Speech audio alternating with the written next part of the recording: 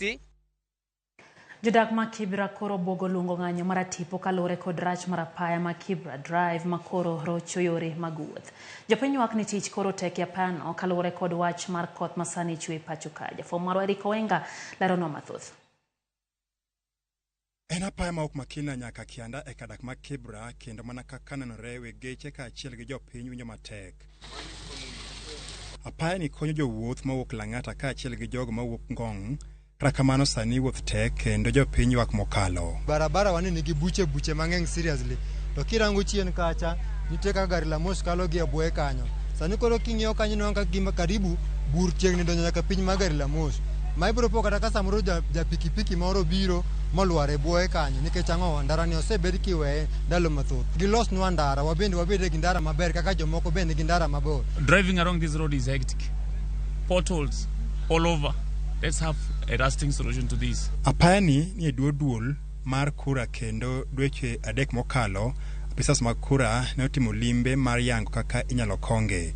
Kata kamano mano podi ok otimore kendo jopiny koro nigi ote ni jaod bura ma Kibra Peter Rero ma bende lero ni osetemo mar sundo gedo mar apaya ni. Wapenjo tinyiso ni en mar kura en a national government. Koro wan kwayo kaka wakaji ma Kibra ni minister ma en Mheshimiwa Murkomen ko yie to mondo bi kende onega kandara ni chalo kech jowa inyore kata mine ma igi odongo ok nyating kata piko kata mtu kama mbunge wetu tulichagua hapa hata tujui kama anakuanga na exist. Tunamuona tu kwa TV akitembea na baba kule nje. Ndara ma iluongo ni Kibra Drive ni en mar jokura.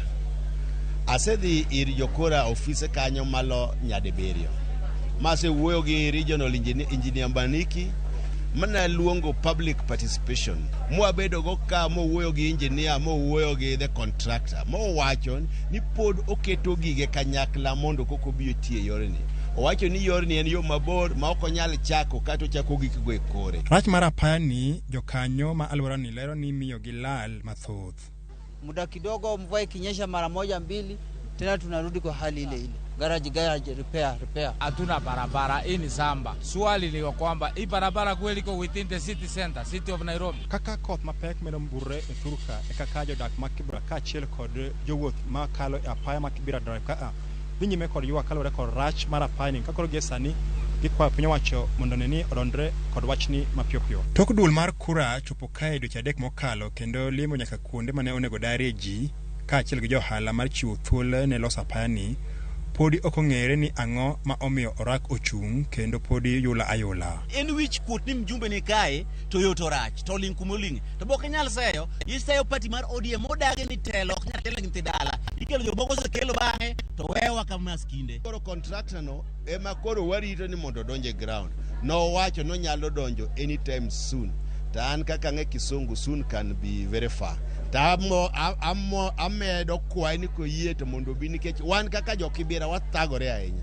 Samoro ndara ni nyalo miyo kata mon nyuole mtoka nikech osigo go mani tulu. Wenga, Ramogi TV, Nairobi.